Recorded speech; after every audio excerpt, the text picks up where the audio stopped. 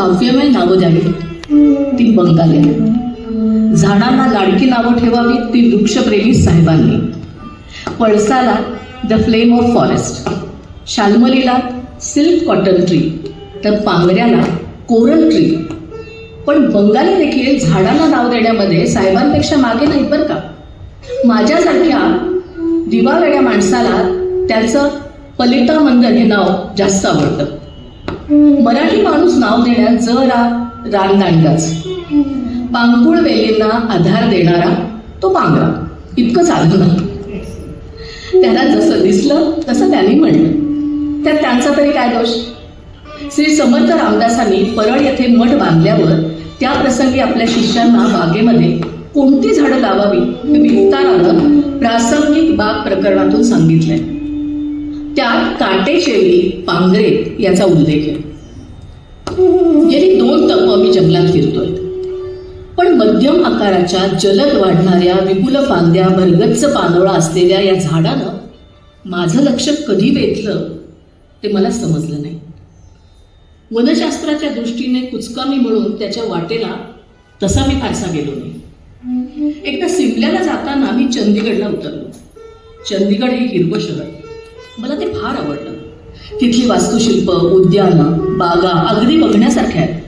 शहरातल्या रुंद रस्त्याच्या कडेनं भटकताना दुतर्फा लावलेल्या पांगऱ्याच्या वृक्षांनी माझं मात्र लक्ष वेधलं.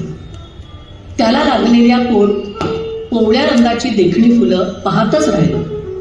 समूहातलं त्याचं हे अप्रतिम सौंदर्य यापूर्वी जंगलात फिरताना एकटं दुप्त झाड बघून फारसं कधी भावलं नव्हतं. रुंद रस्ते, मधोमध लावलेली फुलझाडं, फुललेल्या पांगऱ्याच्या विरळ झाडातून रस्त्याच्या कडेला हरीनं असलेले बंगले, त्या बंगल्यांच्या सुंदर बागातून फिरणाऱ्या रूपवती ललना, त्यांच्या पोशाखांच्या कितीतरी तऱ्हा, किती रंग, ते दृश्य एखाद्या फिंच पक्षाच्या समूहासारखं मला भासे.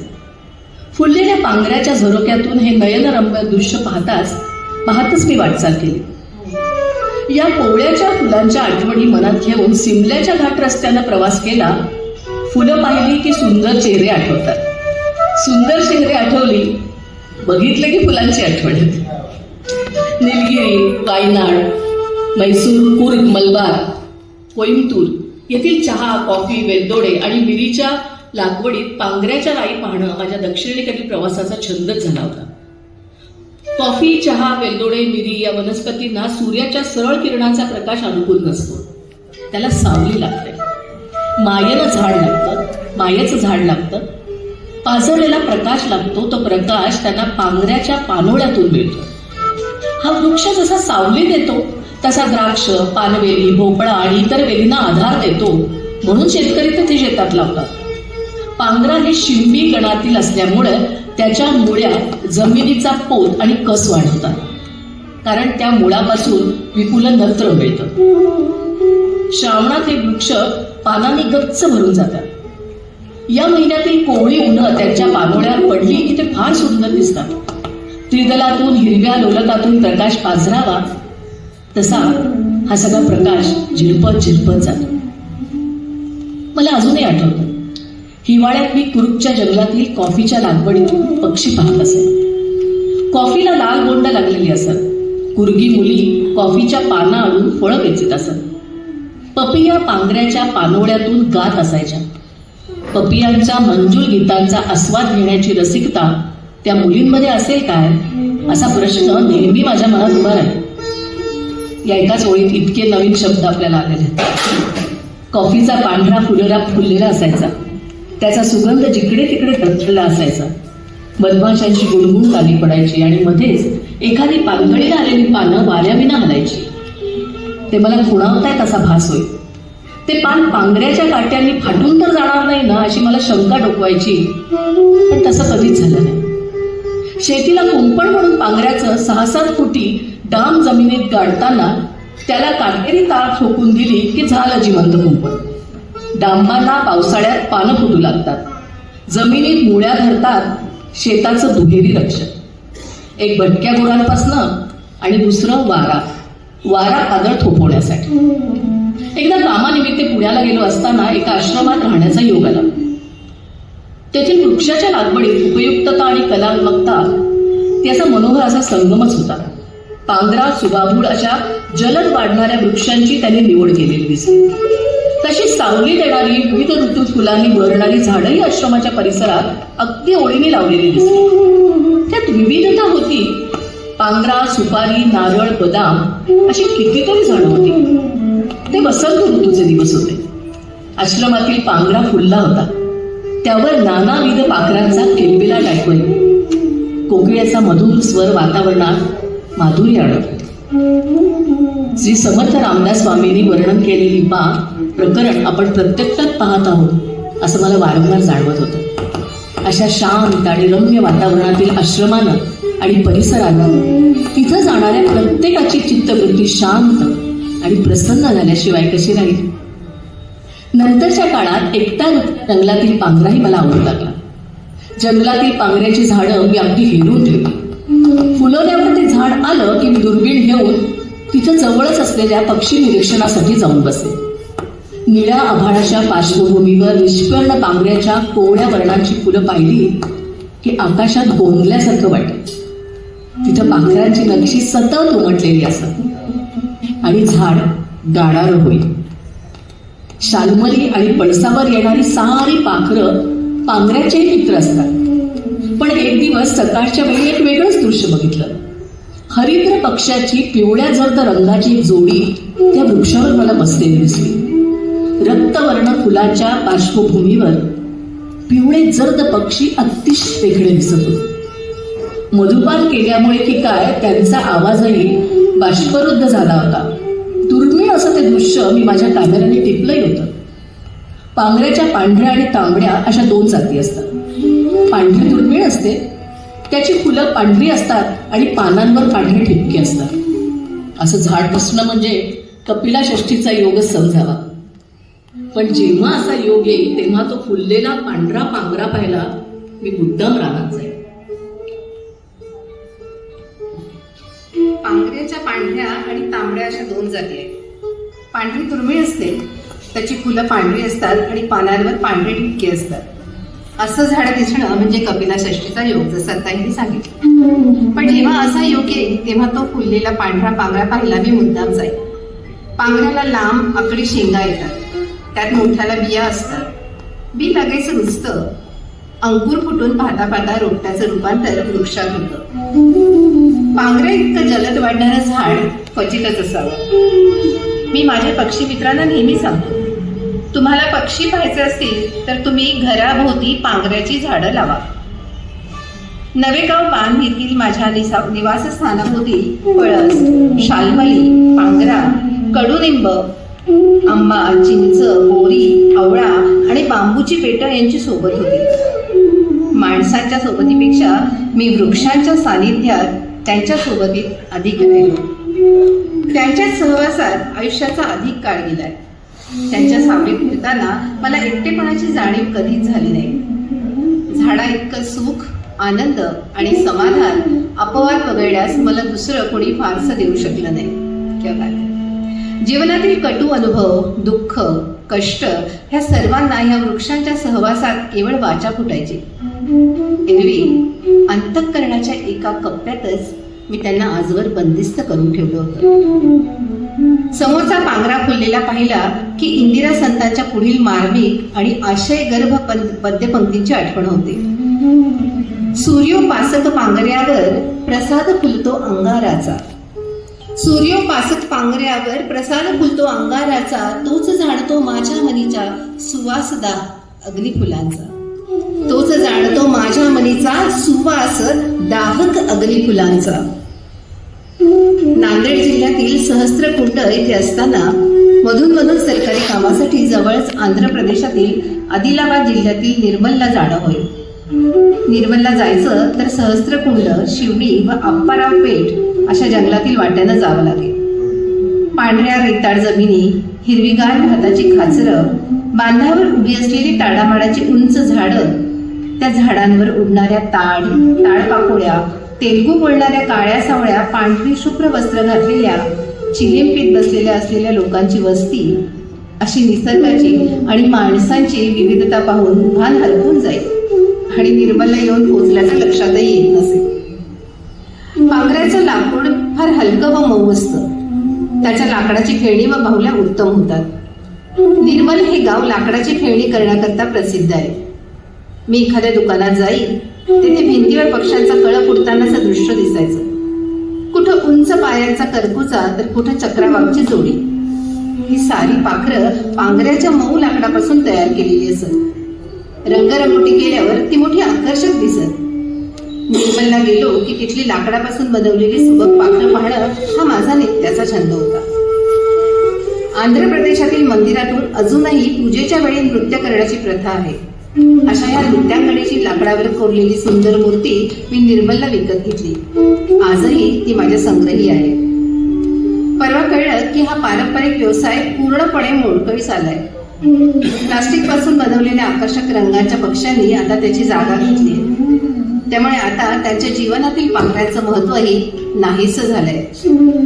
असं हे सर्वांग सुंदर झाड स्वर्गलोकी फुलत असल्याची लोककथा आहे. त्याच्या पानाचं त्रिदल म्हणजे त्रिमूर्ती, मधलं पान म्हणजे विष्णू, उजवं ब्रह्मा आणि डावं शिव असा हा सत्यम शिवम सुंदरम वृक्ष. आपण ह्याच्या लेखनातनं आता अनुभवतो आहोत. आणि प्रत्यक्ष जाणं आपल्याला पाऊस आला तरी इथपर्यंत येऊ का नको असा प्रश्न पडतो. त्यामुळे आपण जंगलात जाणं हे दुरापास्तच आहे. अशीच जंगलातल्या दुनियेतली त्यांची एक आठवण एक ठिकाणी त्यांनी लिहून ठेवली आहे. मारुती चितमपल्ली यांनी वन विभागात सेवा करत असताना महाराष्ट्रातील अनेक दुर्गम जंगलांमध्ये काम केलंय. त्यामध्ये गोंदिया, चंद्रपूर, गडचिरोली ह्या नक्षल प्रभावित आणि आदिवासी भागांचाही समावेश आहे. त्यांना जंगलाच्या आत खोलवर जावं लागेल, तिथे राहावं लागेल आणि वन्य प्राण्यांच्या वावरात सतत जागरूक राहावं लागेल. वनतोड, शिकारी, जंगल माफिया यांच्या विरुद्ध लढा हे त्यांचं नित्याचंच काम होतं.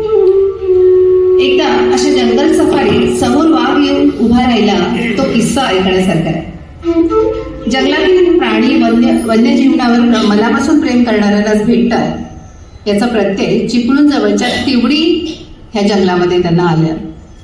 मारुती चितमपल्लीसह त्यांचा आणखीन काही मित्रवर्ग होता आणि जीपने ते आपले जंगलाच्या वाट्याने जात होते. तिकडे जात आणि मुख्य म्हणजे त्यांचा वाढदिवस होता आणि त्या वाढदिवसाचं सगळं तिथे सेलिब्रेशन चालू होतं आणि जंगलामधनं त्यांनी फेरफटका मारायला सुरुवात केली. राम रेड्डीज यांच्या घरी ते आपला वाढदिवस साजरा करण्यासाठी गेले होते आणि निवडक मंडळीच्या उपस्थितीत अतिशय हृद्य असं वातावरणामध्ये त्यांचं वाढदिवसाचं सेलिब्रेशन झालं. आणि पुढे हे सगळे जीपनी जंगलातून जात असताना रस्त्याच्या मधोमध बिबट्या येऊन उभा राहिला आणि तो अर्थात सर्वप्रथम त्यांनाच दिसला आणि त्यांनी सांगितले की बिबट्या समोर आलाय. त्यांना काही वाटलं नसेल पण त्यांच्यासोबत असणाऱ्यांचं काय गर्भगळीत झाले असतील ते त्यांनाच माहिती. आणि ते मात्र हरकून गेले आणि अगदी सहजपणे बोलून गेले की मला माझ्या वाढदिवसाची भेट देण्यासाठी म्हणून बिबट्या मला भेटायला आलेला आहे. त्यांनीच एक वर्णन केलेलं अतिशय सुंदर असा ललित लेख आहे छावा. मेळघाट एप्रिल मे महिन्यात उन्हाचा कहर असतो. सातपुड्याच्या जंगलातील साग, हळद, तिवस, बीजा, धावडा आणि सालाईची पानं गळून जमिनीवर पडलेली असतात. झाडांचे खराटे झालेले असतात. बांबूंच्या पर्णहीन रांजी उभ्या असतात. एरवी रायमुनियाच्या झुडपातून 5-10 फुटापेक्षा दूरवरचं दिसत नाही. तिथे ही झुडपं आगीत जळाल्यामुळे दूरवरचं आता सहज दिसू लागतं. जळलेल्या जमिनीवर जिकडे तिकडे पाचोळ्याचा थर पसरलेला असतो. अशा गळलेल्या पानातून राणी वाघिणीला देखील पावलांचा आवाज न करता चालता येत नसतो. ती जड पावलांनी सिपना नदीच्या डोहावर जाईल. डोहावरचा आंबा, जांभळाची सावली तिथे पडलेली असेल. दुपारच्या असह्य उन्हात ती डोहाखाली थंडगार पाण्यात बसून राहील. दिवस मावळायच्या वेळेला परत आपल्या निवांत ठिकाणी आपल्या गुहेमध्ये परत जाईल. ती उंच पहाडाच्या अवघड कड्यावर होती. तिथून तिला समोरचा सारा परिसर दिसेल. तिच्या पोटात पिलं वाढत होती.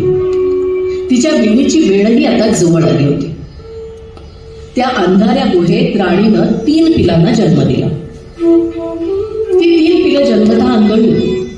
त्यांना दिसत नसल्यानं ती गुहेत एकाच ठिकाणी राहायची. शिकार करून परत आलेल्या राणीला ती सहज दिसायची. या काळात ती कोणालाही जवळ येऊ देत नसे, अगदी त्या पिलांच्या बापाला देखील. मृगाच्या पावसाला सुरुवात झाली की जिकडं तिकडं हिरवगार दिसत असे. झाडाला नवीन पालवी येत असे. गवत झपाट्याने वाढत. झुडपं गवत साऱ्या जंगलभर पसरली तसं जंगल पुन्हा गूढ रम्य दिसू लागले. त्या दिवशी कोलार या झाडाची भाजी वेचत काही कोरकू तिच्या गुहेजवळ नकडत गेले. कोरकू ही मेळघाटातील एक आदिवासी जमात. तेव्हा ती त्यांच्यावरती पहिल्यांदा गुरगुरली आणि त्यावेळी त्या कोरकूंना कळलं की इथे वाघिणीचे बच्चे आहेत. ती अचानक बाहेर आली आणि तिने एकाला खाली पाडून असं घोळसून काढलं, पाठीवर पंजाच मारला. नंतर तो घाबरून कितीतरी मैल मागे वळून न बघता पळत सुटला. त्याचे सोबती दुसऱ्या दिशेने पळाले. नंतर कितीतरी दिवस कोरकू अगदी तिच्या आसपास पण फिरकले नाही. परंतु राणीला पिलांच्या सुरक्षितेबद्दल आता मात्र काळजी वाटत होती. पिलांना एका ठिकाणाहून दुसऱ्या ठिकाणची जागी येणं हे महाकठीण. परंतु माणसांना हे ठिकाण माहिती झाल्यामुळे आता यापुढे तिथं राहणं शहाणपणाचं नव्हतं. पिलांची मान आणि डोक्याचा काही भाग तिनं सुळे दातांनी हळुवार धरला. मांजराप्रमाणे तिनं पिलांची नुसतीच मानगूट धरली नव्हती. 2 जागेत किती अंतर असावं हे तिनं अनुभवाने ठरवलं. म्हणजे स्थलांतरित केलेली पिलं आणि मागे राहिलेली पिलं या दोघांवरही लक्ष ठेवता येईल इतकंच अंतर ती जात असे. तिच्या हक्काचं क्षेत्र अंदाजे 40-50 चौरस किलोमीटर इतकंच. या तिच्या राज्यातील कडे कपारी अंधाऱ्या गुहांविषयी तिला अचूक माहिती होती. रस्ते वाटा तिला सगळ्या माहिती होत्या. नदी नाल्यांची पात्र, तेथील डोह पाणझरी हे सगळं तिला ठाऊक होतं. खोरी आणि पठाराविषयीही तिला माहिती होती. तसंच जंगली जनावरांच्या येण्या जाण्याच्या वाटाही तिला ठाऊक होत्या. थोडक्यात म्हणजे काय, या साऱ्या क्षेत्राचा भूगोल राणी वाघिणीला अगदी तोंडपाठ होता. या राज्यातील दुसऱ्या कुठल्याही वाघिणीला कधीही फिरकू देत नसे. बिबट्या वाघ मोठा घातकी असतो. लक्ष नाही असं पाहून आपली पिलं तो मारून टाकेल म्हणून तो दिसता क्षणी ती त्याच्यावरती प्राणघातक हल्ला केल्याशिवाय राहत नाही. स्थलांतर करताना पिलं तिला सहकार्य करील. स्वल्प विरामासारखी शरीराचा आकार करून तिच्या आज्ञेचं पालन करत. ती अजिबात हालचाल न करत आणि आवाजही काढत नसत.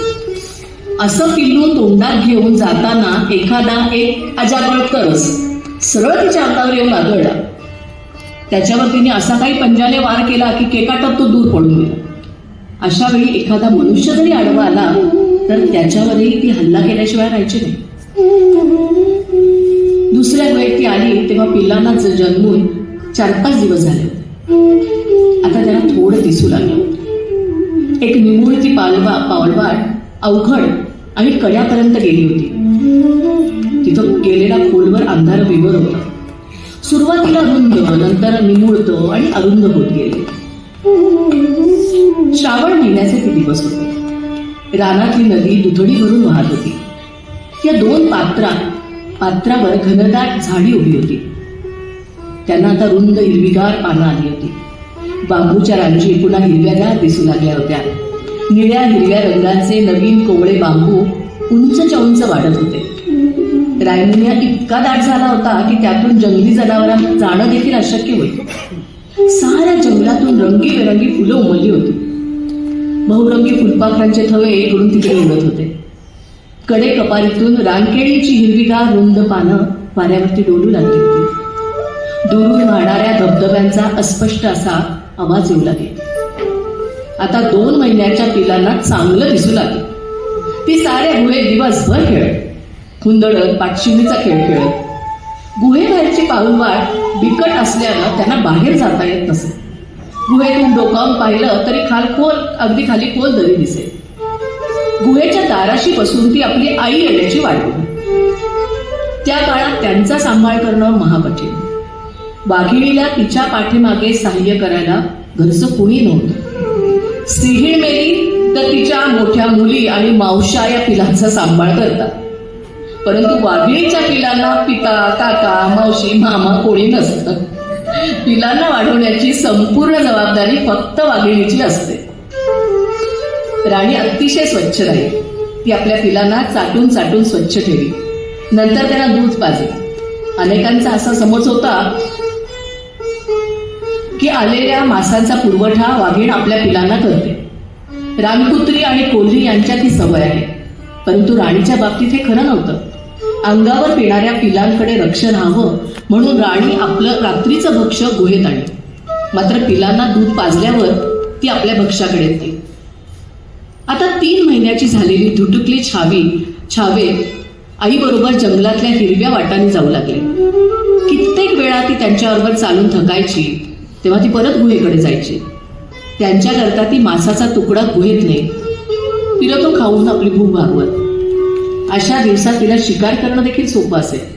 उंच वाढलेल्या दबा धरून बसलेली वाघीण सहसाच आवाजाला दिसत नसे. साम्राज्य पाडसं अशा गवतात लहानांची मोठी होत ती अवचित राणीच्या तावडीत सापडत. मग पिलांनाही असं कोवळं लुसलुशीत मांस आवडे. वेड्यासारखा धुंद होऊन पिसारा काढून नाचत असलेला मोर कधी कधी तोही भक्ष्यस्थानी पडे. अशा वेळी साऱ्या मोरणी झाडावरती जाऊन अगदी टाहो फोडून म्याव म्याव म्याव असं सारं जंगल मुखाले. वाघाला पाण्याची मोठी ओढ असते, परंतु ही ओढ त्यांच्या जन्मताच नसते बरं का. तर आईला ते शिकवावं लागतं. राणी आपल्या 3 छाव्यांना पोहण्याचे धडे देताना पाहण्याची संधी मला मिळाली. राणी पाण्यात उतरून काठाकडे तोंड करून बसली. पिलं काठावरच थांबली होती. आईकडे पाहत त्यांनी पाण्यात उतरण्यासाठी बिलकुल नाराजी दर्शवली. राणी त्या पाण्यात येण्यास हळूच आवाजात सूचना करत होती. शेवटी त्यातील एकानं पाण्यात उडी घेतली. पाण्यात बराच धडपड करून ते पिल्लू थकलं तेव्हा तिनं त्याला तोंडात धरून परत काठावर सोडलं. नंतर राहिलेल्या 2 पिलांना एकामागून एक असं पाण्यात नेऊन तिने बुडवलं आणि परत काठावर नेऊन सोडलं. शरद ऋतूच्या आगमनाबरोबर नदीच्या संथ पाण्यात किनाऱ्याचं पाणी काळं घोर दिसू लागलं. झिलानी निळ्या हिरव्या दिसू लागल्या. तळ्यातली कमळं फुलू लागली. आल्हाददायक थंडीला सुरुवात झाली. निळ्याभोर आभाळात चांदण्या चमकू लागल्या. त्या मंद प्रकाशात जंगल गूढरम्य वाटू लागली. ती गूढरम्यता रातकिड्यांच्या संगीतानं शतपट वाढू लागली. नदी नाल्या काठच्या चिखलात सांबारा लोळणं घेऊ लागली. अस्वल वनमार्गावर येऊन उदही खाण्यासाठी 1.5 हात खोल खड्डे उकरू लागले. नील घोडे मस्तीने टकरी खेळू लागले.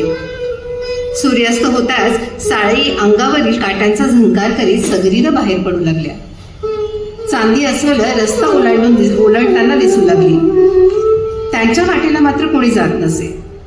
जिकडं तिकडं आबाद होतं. राणीची धीट पिलं स्वतःच सावजाचा मागोवा घ्यायला आता शिकू लागली होती. परंतु आईपासून ती फार दूर भटकत नसत. अशा वेळी ती कधी मोराची पिलं तर कधी हरिण शावकांची पारख करी. कधी कधी सांबाराच्या मोठ्या पिलाला खाली ओढायला भीत नसत. रानगव्याचा कळपाकडे टकमक पाहत. एकूणच त्यांना कुठल्याही तृणभक्षी प्राण्याची आता भीती वाटेनाशी झाली. 8 महिन्यांची पिलं आता राणीबरोबर जंगलात गेली म्हणजे शिकार करण्यात पुढं करीत असत. जे काही मारत त्यात त्यांचा मोठा वाटा असे. सावज लहान असलं तरच राणी पिलांना त्यांची शिकार करू देई. मात्र ते मोठं असलं तर स्वतः त्याला जायबंदी करून मगच ती पिलांना जवळ येऊ दे. जीवावर पेटलं की जंगली जनावर पेशानं धावून अंगावर येतं. अशा सावजाची शिकार करताना स्वतः जखमी न होता त्याला युक्तीने कसं खाली पाडायचं याचं प्रात्यक्षिक आता राणी त्यांना देऊ लागली होती. एकदा एका एकांड्या रानडुकराची आणि राणीची चांगलीच झोपली. एकांड्या खूप ताकदीचा होता. त्याने एकदा मुसंडी मारून झाडाला धडक मारली तर ते झाड गदागदा हललं. रात्रभर ती समोरासमोर हल्ला करण्याच्या तयारीत उभी होती. पिलांना तिनं मध्ये येऊ दिलं नाही. ती चुपचाप एका शिरेखाच्या कपारीत जाऊन बसली. रानडुक्कर रक्तबंबाळ झालं होतं.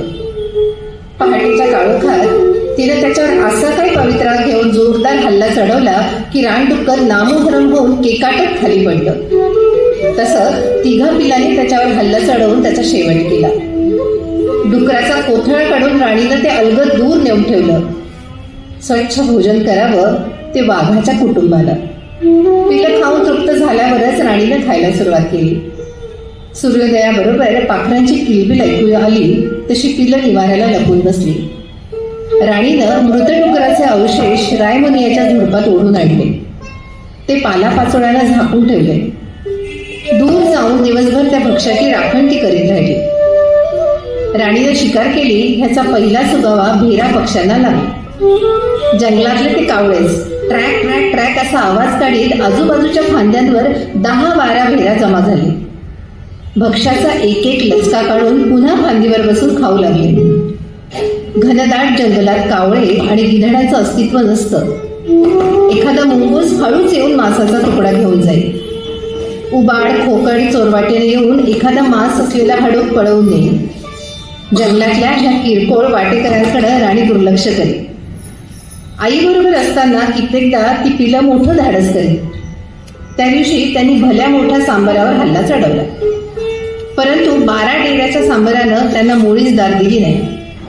दूरवर बसलेली राणी ते कौतुक पाहत होती, परंतु तिने त्यांना सहाय्य केलं नाही. राणीचे छावे जेव्हा 1.5-2 वर्षाचे झाले तेव्हा त्यांची भूक वाढली. त्यांनी केलेली शिकार आता चौघांना पुरेनाशी झाली. त्यातील नर पहिल्यांदा आईला सोडून जंगलात एकटाच निघून गेला. तो परत कधी आलाच नाही. राहिलेल्या दोघी माद्या होत्या. त्या आपल्या आईशी मिळतं जुळतं घे. परंतु राणीचा प्रियकर राजा तिला वारंवार भेटायला येऊ लागला तसं त्यांना दोघी मुलींचं अस्तित्व नकोसं झालं. एके दिवशी राजानं त्यांना हुसकावून दिलं. समागमानंतर राजा राणीला सोडून दूर जंगलात निघून गेला. नंतर परत त्या मुली आईला भेटायला येऊन तिच्याबरोबर राहू लागल्या.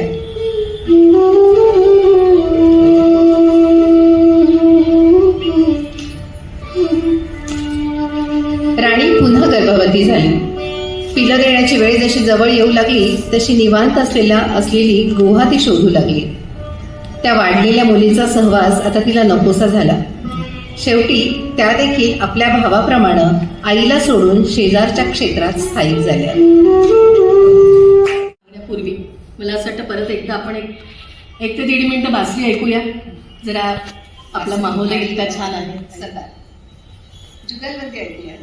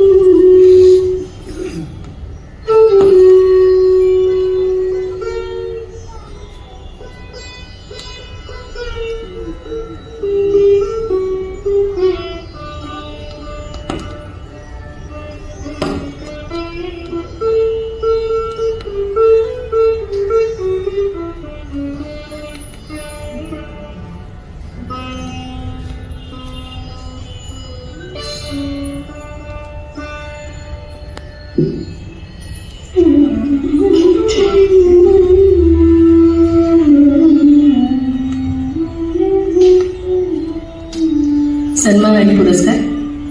मालती चितमपल्ली यांनी परंपरागत पद्धतीने संस्कृत साहित्याचे अध्ययन केले आणि त्यानंतर जर्मन आणि रशियन भाषेचाही त्यांनी अभ्यास केला. रामटेकच्या कालिदास संस्कृत विद्यापीठाच्या वतीनं प्राचीन भारतीय साहित्यातील पर्यावरण असा एक प्रमाणपत्र अभ्यासक्रम चालतो. चितमपल्ली यांनी 84व्या वर्षी त्या अभ्यासक्रमाला प्रवेश घेतला आणि तो अभ्यासक्रम पूर्ण केला.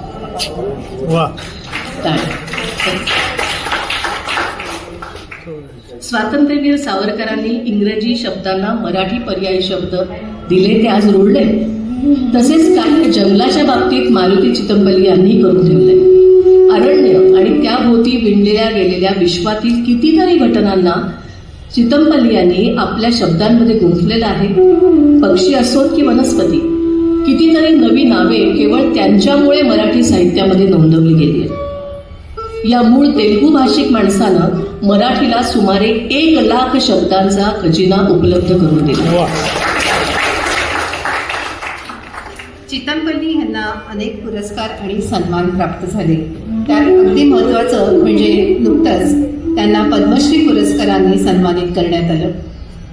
इसवी सन 2006 मध्ये सोलापूरला झालेल्या 83व्या अखिल भारतीय मराठी साहित्य संमेलनाचं अध्यक्षपद त्यांनी भूषवलं. महाराष्ट्र राज्याच्या मराठी विभागाकडून दिला जाणारा विंदा करंदीकर जीवनगौरव पुरस्कार, 12 वेळा किर्लोस्कर चित्रपट महोत्सवाचा जीवनगौरव पुरस्कार असे अनेक म्हणजे खूप मोठी यादी आहे त्यांच्या पुरस्कारांची. जो माणूस वनात रमतो चाफा त्याच्या मनात फुलतो असं म्हणणारे अरण्य ऋषी रानयात्री ह्या नावाने ओळखले जातात आणि आपण सगळेजण त्यांना अरण्य ऋषीही म्हणतो. त्याचे पुस्तक आहे निळावंती, राष्ट्रीय पक्षी मोर. निळावंती म्हणजे काय तर प्राचीन काळी निळावंती एक पशुपक्ष्यांच्या भाषेविषयी ज्ञान देणारी एक पोथी होती आणि ही पोथी अनेक शतकांपासून नामशेष झाली. तेव्हा नागार्जुन हा अजमुनींचा आवडता शिष्य, त्यानं ही निळावंतीची पोथी शोधून काढण्यासाठी कितीतरी दिव्य केली आणि शेवटी ती पोथी मिळवली अशी प्राचीन कथा निळावंतीमध्ये आहे. त्यानंतर संपूर्ण पुस्तकात पशु पक्षी यांच्यातील सहसंबंध, कीटकांमधील गुलामी, पक्ष्यांपासून माणसाला काय शिकता येईल इत्यादी अशी अनेक वर्णनं, सर्व गोष्टींची माहिती आपल्याला या पुस्तकात मिळते. मारुती चितमपल्ली सरांनी पुस्तके म्हणजे निसर्गातील अनेक अद्भुत गोष्टींचा खजिनाच आहे. पुस्तक वाचल्यानंतर आपण निसर्गाविषयी, त्यातल्या अनेक पशुपक्ष्यांविषयी किती अनभिज्ञ होतो हे आपल्याला ते वाचल्यावरतीच कळतं.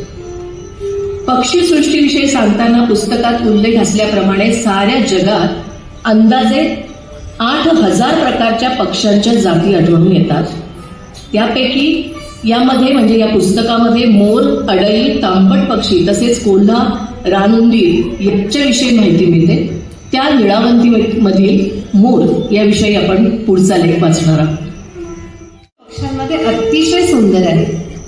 निसर्गानं त्याला अतिशय कुशलतेनं घडवलंय. मोराला कोण ओळखत नाही. फक्त एकाच गोष्टीबद्दल खुलासा करणं आवश्यक आहे, ती म्हणजे जिच्यावर डोळे असतात ती मोराची सुंदर शेपटी नसून ती त्याच्या शेपटीची असाधारण लांबीची पिसं आहे. नाचताना ही पिसं वर्तुळाकार होतात. त्यावर निळ्या रंगाचे जणू शेकडो डोळे असतात. डोक्यावर तुरा असतो. गळ्याचा रंग मखमली निळा. मोराच्या मादीला लांडोर असं म्हणतात. ती दिसायला साधारण मोरासारखीच असते, मात्र तिच्या शेपटीला लांब पिसं नसतात. जसा हत्तीच्या कळपात एखादा हस्तिदंत नसलेला नर हत्ती असतो, ज्याला मखणा हत्ती म्हणतात, तसाच जंगलात शेपटीला लांब सुंदर पिसं नसलेला एखादा मोरही आढळतो, त्याला मुकण्या मोर असं म्हणतात. डोक्यापासून ते शेपटीपर्यंत अत्यंत मनोहर असलेल्या मोराचे पाय मात्र कुरूप असतात. विधात्याचा नियमच आहे की सारे उत्तम गुण असताना एखादा अवगुणही असतोच. गुजरात आणि राजस्थानमध्ये हे पक्षी धार्मिक भावनांशी संबंधित असल्यामुळे माणसाळलेले आहेत. त्या भागात मोर गावोगावी रस्त्यानं आणि घरादारांपुढे हिंडताना दिसतात. परंतु मोराचं खरं निवासस्थान जंगल हेच आहे. ते लहान लहान थव्यांनी राहतात. एका कळपात एक नर आणि अंदाजे 5-6 माद्या असतात. विरळ जंगलात ते जमिनीवर सकाळ सायंकाळी चरताना दिसतात. वनस्पतींची बिया, कंदमुळं, फळं आणि कोळी पानं हे त्यांचं मुख्य अन्न. हे मुख्य अन्न असलं तरी कीटक, सरडे आणि छोटे सापही ते खातात. त्या पक्षाचे डोळे आणि कान मोठे तीक्ष्ण असतात. थोडी जरी सावट आली तर ते लगेच झुडपाड होतात. त्या पक्षाला जंगलातील जागल्याच म्हणतात.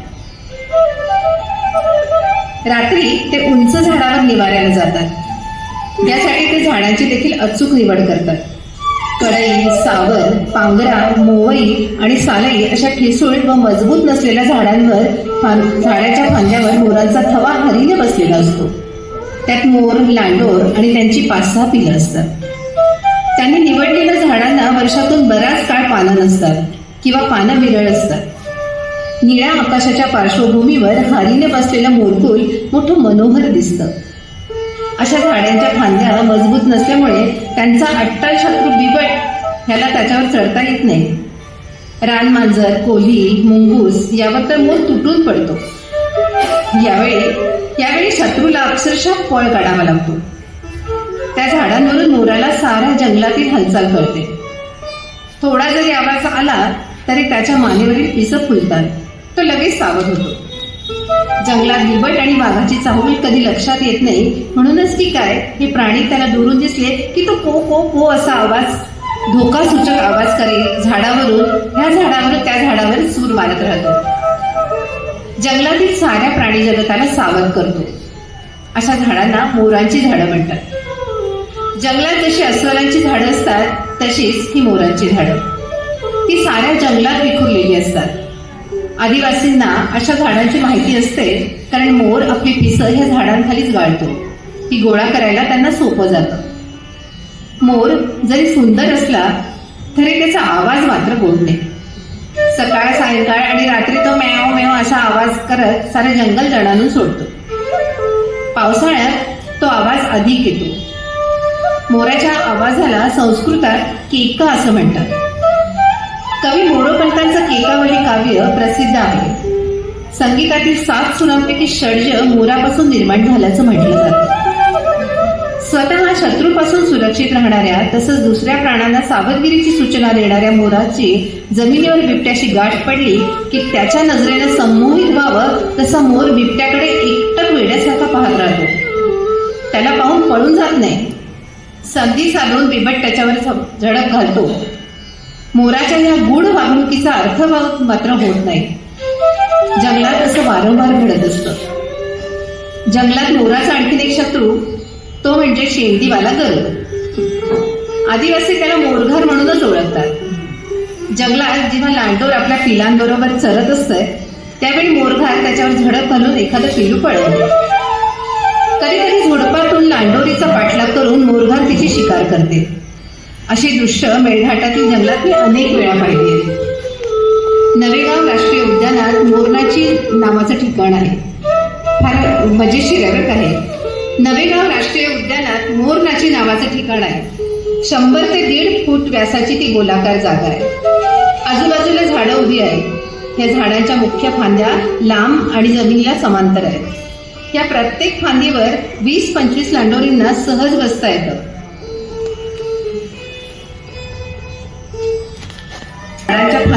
झाडांना फांद्याच फांद्या आहेत. अशा फांद्यावरही लांडोरी आश्रय घेतात. पावसाला सुरुवात होताच मोर ती जागा स्वच्छ करतात. त्यातील गवताचे खोम चोचीनं काढून वर्तुळाबाहेर टाकतात. लहान लहान खडे बाहेर फेकतात. पावसाळ्यातील एखाद्या सुंदर सकाळी इथे 100 ते 150 मोर आणि लांडोरीचे लहान लहान अनेक थवे जमा होतात. हे मोरनाजीचं दृश्य मोठ्या प्रयत्नांनी दिसतं. एका वेळी त्या रिंगणात सुंदर मोर नाचत असतात. त्याच्या भोवती 5-6 लांडोरी जमलेल्या असतात. तेथेच त्यांची लाग होते. लांडोरीच्या गर्भधारणेविषयी एक लोककथा प्रसिद्ध आहे. त्यासाठी मोर स्वाभाविक रतिक्रीडा करत नाही, परंतु तो जेव्हा आनंदाने नाचू लागतो त्यावेळी त्याच्या डोळ्यातून आनंदाश्रू सारखे गळत असतात. ते अश्रू प्याल्यावर लांडोरी गर्भवती होते. जमिनीवरील अश्रू टिपल्यामुळे लांडोरीला मादी पिल्लं होतात, तर अधांतरी टिपलेल्या आसवांमुळे तिला नर पिल्लं होतात. ही लोककथा कल्पक असली तरी खऱ्या परिस्थितीची आपणास माहिती आहे, कारण अशा लोकांनी मोर नाची कधी पाहिलेलीच नसते.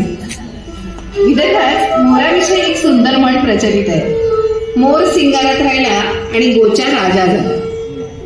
म्हणजे सौंदर्याचा फार गर्व केला तर त्या संधीचा फायदा घेऊन कोतवाल्यासारख्या काळ्या पक्षालाही राज्यपद मिळू शकतं. दुसरी प्रसिद्ध म्हण आहे चोरावर मोर. यामुळे खरा चोर आणि मोर याचा काहीही संबंध नाही. हा तमिळ भाषेतील वाक्प्रचार आहे. चोर म्हणजे भात आणि मोर म्हणजे ताक.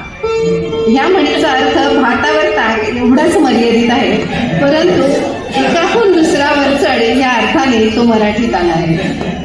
पुढे बसतं चोरावर मोर म्हणजे ताकद वाढा.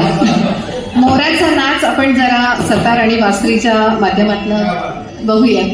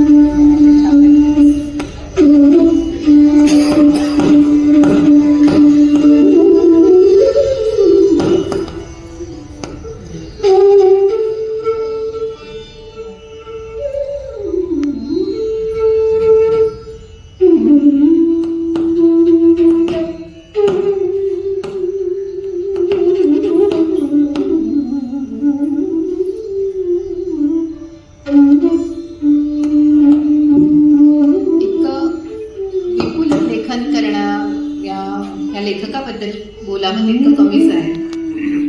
तास दीड तासाचा कार्यक्रम हा म्हणजे अगदीच चालता चालता स्पर्श त्यांच्या साहित्याला केला आहे असंच आहे. आणि तितकं आपण वाचत राहू. खरं तर जेव्हा श्रीकांत म्हणाल आणि काही पुस्तकं पूर्वी वाचली होती पण इतकं लक्ष देऊन कार्यक्रमाच्या निमित्ताने वाचलं गेलं आणि त्या जंगलाच्या दुनियेत आपल्या जगात यावं असं वाटतच नव्हतं. खरं आपलाही तसंच वेळ तास दीड तासाचा आहे. शेवटचा लेख आम्ही आता प्रस्तुत करणार आहोत. दिगंतराला जाणाऱ्या पक्षाची वर्णनं करणारा हा थोर लेखक मारुती चितंपल्ली नावाचा निसर्ग ऋषी आता दिगंतराला गेलाय. पृथ्वी तलावरील माणसंच नव्हे तर निसर्गातील झाडे, पाने, फुले, पक्षी ह्या सगळ्यांचंच चितंपल्ली यांच्या जाण्यानं सगळेच जण व्याकुळ झाले. ह्या अबोल वृक्षवल्ली पशुपक्ष्यांच्या मुख्या भावनांचा आवाजच आता हरवलाय. चितंपल्ली यांच्या जाण्यानं मानवी वस्त्यांपेक्षा निसर्ग अधिक शोकात आहे. आजवर कुणासाठी झालं नाही असं अरण्य रुदन आज ह्या अरण्य ऋषीसाठी सुरू आहे. या शोकमग्न मानाचे एकमेव धनी आहेत ते म्हणजे अरण्य ऋषी मारुती चितंपल्ली. पक्षी जाय दिगंतरा म्हणूनच ह्या छोट्याशा कार्यक्रमाचं शीर्षकही आम्ही तेच दिलंय. पक्षी जाय दिगंतरा ह्या लेखाने आजच्या ह्या कार्यक्रमाची मी सांगता करणार आहोत. खरं तर त्यांनी जे वर्णन केले ते आपापल्या घरात बाल्कनीमध्ये छोट्याशा झाडाझुडपांमध्ये आपण अनुभवलंय. एक छोट्या पक्षाचं उडलं. पण त्यांनी जे शब्दामध्ये लिहिलेलं आहे ते शब्द आणि जे काही समोर घडतंय ते वाचल्यानंतर असं वाटतं की आत्ता या क्षणी आपल्यासमोर ते घडतंय. गंगा जिल्ह्याचं ते शावक उंच पर्वतातील खडकाच्या कंगोऱ्यात एकटं बसलं होतं. आदल्या दिवशीच त्याची तिन्ही भावंडं घरटं सोडून गेली होती. त्यात त्याची चिमुरडी बहीणही होती. त्यांच्याबरोबर उडण्याची त्याला मात्र भीती वाटे. एकदा सारं धैर्य एकवटून तो दुडूदुडू पर्वताच्या कड्यावर आला. त्यानं पंख फडफडण्याचा प्रयत्न केला आणि समोरचं दृश्य पाहत जागच्या जागी थिजून गेला. सागराच्या अथांग पसाऱ्यावरील दिगंतरात त्याची नजर गेली. अनंत योजने पसरलेल्या त्या विस्तीर्णाच्या गहिराईत त्याचे डोळेच फिरले. त्याला उगाच वाटायचं की आपले पंख आपल्याला साथ देणार नाही आणि पराभूत वृत्तीनं खडकाच्या कंगोऱ्यात रात्रभर तो निश्चित पडून जाईल. 2 भाऊ आणि छोट्या बहिणीचे पंख त्याच्या पंखांपेक्षा लहान असूनही ते तुडकत कड्यापर्यंत गेले होते. त्याने पंख फडफडवले आणि एका मागून एक ते आकाशात झेपावले देखील. याला मात्र उडण्याचं काही धाडस नाही. या भिंत्र्या पाखराची कीव करून त्याच्या आईवडिलांनी त्यास चुचकारलं, अंजारलं, गोंजारलं. प्रसंगी कर्कश आवाजात ते रागे भरले. उडण्याशिवाय तरुणोपाय नाही तुला, इथे उपाशी मारावं लागेल, अशी धमकी त्यांनी दिली. परंतु जीवाच्या भीतीनं ते लहानसं पाखरू तिथून हललं नाही. तो दिवस तसाच गेला. त्याच्या आई वडिलांनी आणि भावंडांनी त्याला जणू वाळीतच टाकलं. त्याच्याकडे कुणी फिरकलं नाही. आई बापांबरोबर आकाशात विहार करणाऱ्या त्याच्या भावंडांकडे तो दिवसभर पाहत होता. ते त्यांना पक्ष्याच्या 101 प्रकाराच्या उड्डाणातील रहस्य शिकवत होते. पंख न फडफडवता, समुद्राच्या लाटांना स्पर्श न करता झटकन झेप घेऊन उडण्याची संपात गतीतील रहस्य जणू काही त्यांना समजावून देत होते. कारण या उड्डाण कौशल्यावरच त्यांना खाण्यासाठी भरपूर मासे मिळणं अवलंबून होतं. आपले मोठे भाऊ एका प्रचंड खडकावर बसून समुद्रातून पकडलेली ती पहिली माशाची शिकार खात असताना त्याला दिसत होतं. आता ही आपली 2 पोरं जाणती झालीयेत, कर्तबगार झालीयेत, या आनंदाच्या जाणीवेनं त्याचे आईबापाही हुरळून जाऊ त्याच्या भोवती आकाशात गिरट्या घालत होते. आनंदानं त्याला साथ घालत होते. त्या भिंत्र्या पाखराच्या घाबरटपणाला वाकुल्याही दाखवत होते. चिडवत ते सारं पक्षी कुटुंब सकाळी समोरच्या पर्वताच्या पठारावर निघून गेले. सूर्य मावळतीला कलला. सूर्याच्या किरणांनी ती तिरपी खडकातील कंगोऱ्यात असलेल्या त्या पाखराला सूर्याच्या किरणांची ती तिरीप खडकातील कंगोऱ्यात बसलेल्या त्या पाखराला लागली. कालपासून अन्नाचा एक कणही त्याच्या पोटात नव्हता. आजूबाजूला शिदभर अन्न कुठेतरी दिसत नव्हतं. उगीच वेड्या आशेनं त्यानं पुन्हा एकदा खोप्यातील गवत काड्या विस्काटून पाहिल्या. इथंच तो आणि त्याची भावंड जन्मली होती. विणीनंतर कोठारात पडलेल्या त्या ठिपक्या ठिपक्या अंड्यांची कवचही त्याने कुरतडून पाहिली. त्याचे हे कृत्य म्हणजे एखाद्यानं स्वतःला खाण्यासारखंच होतं. पर्वताच्या शिखराचं सौंदर्य लाभलेलं ते गोजीरवाडं पाखरू मोठ्या लालित्यानं पावलं टाकीत आपल्या मातापित्याकडे न उडता जाण्याचा प्रयत्न करत होतं. ते उगाच इकडून तिकडे दुरदुरत धावलं. परंतु प्रत्येक ठिकाणी अतिशय बिकट कडे उभे होते. खाली अथांग गहिरा सागर, त्यांच्यात एक खोल दरी उभी होती. खडकाच्या कंगोऱ्यावरून त्यानं स्वतःला झोपून दिलं असतं तरीही झंझावती वाऱ्यानं ते आपोआप त्याच्या नजीक गेलंच असतं. पण इथं पोहोचल्यावर पुढे काय? कशावरून, कशाच्या आधारानं त्याला चालायला मिळालं असतं? तिथं काही खडकातले कंगोरे नव्हते. त्याची नजर दिगंतरात गेली. सारं काही अस्पष्ट धूसर दिसत होतं. पर्वताचे कडे अतिशय दुर्घट वाटत होते. समोरच्या खोल दरीपेक्षा ती शिखरं कदाचित उंच असावी. ते हळूहळू खडकातील कंगोऱ्याच्या किनारी एका पायावर उभं राहिलं. दुसरा पाय त्यानं पंखात लपवला.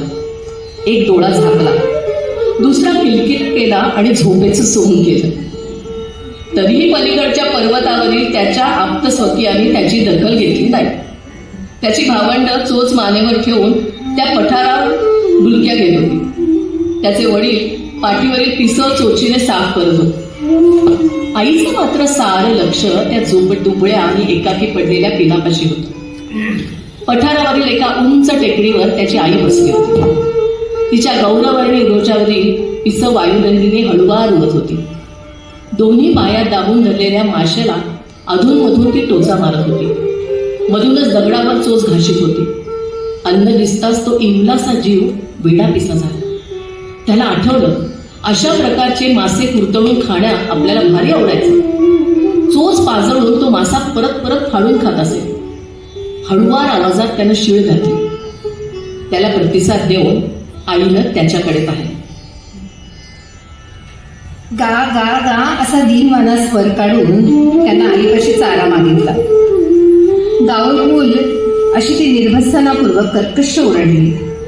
परंतु त्याच्या भुकेनं व्याकुळ होऊन दीनवाणेपणानं ओरडणं चालूच होतं. क्षणभरानं ती चोचीत मासा घेऊन आकाशातून हिंडत पिलांकडे निघाली. त्या आनंदानं तिथल्या तिथं बागडू लागली. तिनं पिलापाशी झेल घेतली. पण किती विलक्षण त्याच्या चोचीत तिने चारा भरवला नाही. ती मोठ्या कौशल्यानं हवेत पंखाच्या सहाय्यानं स्थिरावली. पाय लोंबकळतच होते. चोचीत तिनं माशाचा तुकडा धरला होता. ते आमिष त्याला स्वतःच्या प्रयत्नाने मिळवावं लागणार होतं. आई आता पूर्वीप्रमाणे चारा भरवत नाही म्हणून त्याला आश्चर्य वाटलं. तो भुकेनं व्याकुळ झाला. आमिषाकडे त्यानं एकदम झेप घेतली. तोच कड्यावरून निसरून खाली खाली येऊ लागला. त्याच्या आईने वर झेप घेतली. खाली येत असताना आईच्या पंखांमुळे हवेत होणारा ध्वनी त्याच्या कानावर येत होता आणि तो भीतीनं गर्भगळीत झाला. त्याला काहीही ऐकू येईल असं झालं आणि क्षणिक स्थिती अनुभवल्यावर दुसऱ्याच क्षणी त्याला आपले पंख आपोआप हवेत पसरलेले आढळून आले. त्याच्या छातीवरची पोटावरची पंखाची मुलायम पिस हवेत आता भुरभरली होती. उलटाच्या पालटा होऊन भिरभरीत खाली खाली तो कोसळत जात नव्हता. उलट तो संत गतीनं खालीवर आकाशात विहार करत होता. त्याची भीती आता पार पळून गेली होती. त्याला क्षणभर सुन्न झाल्यासारखं वाटलं. पण पुन्हा तो सावरला. पंख फडफडून उंच आकाशात उडू लागला. त्या हर्षासरशी त्याचा आनंदाने व्यक्त केलेल्या चित्काराचे स्वर दश दिशात पसरले. तो उंच उंच दिगंतरात जाऊ लागला. छाती उंचावून त्याने वळण्यासाठी खाली झेप घेतली. गा गा गा गा गाऊन असा आवाज करत त्यानं आकाशात झेप घेऊन असा आवाज करून त्याची आई आकाशात झेप घेऊन त्याला सामोरे गेली. तिच्या पंखाचा जोराने आवाज येत होता. त्यानं तिला साथ घातली. पोराचा हा औचित पराक्रम पाहून बापाला आनंद झाला. तसं तोही त्याच्या वरच्या अंगाने उडू लागला. आपली भावंड आपल्या अवतीभोवती उडत असलेली त्याला दिसली.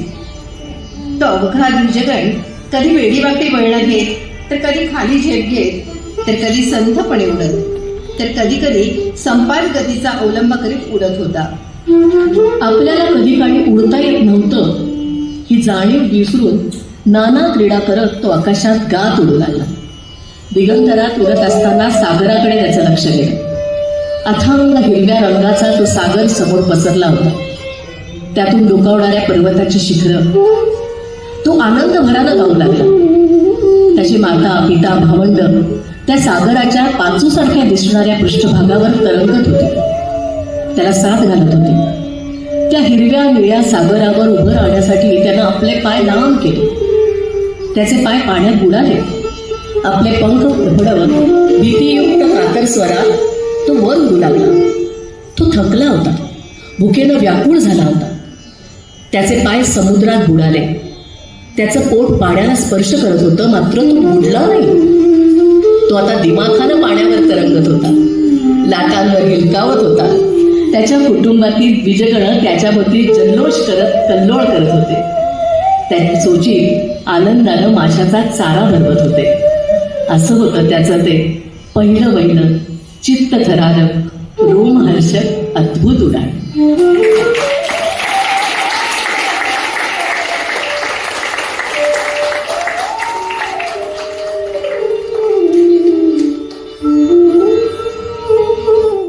घडत असतं ते आपण बघत असतो, पण त्याचं वर्णन आपल्याला करता येत नाही शब्दांमध्ये. तर त्यांनी किती सुंदर वर्णन केलंय. मला असं वाटतं की आता मात्र त्यांची ही सगळी ग्रंथसंपदा आपण जरूर आणावी आणि जरूर वाचावी. खरं तर हीच त्यांना श्रद्धांजली आहे.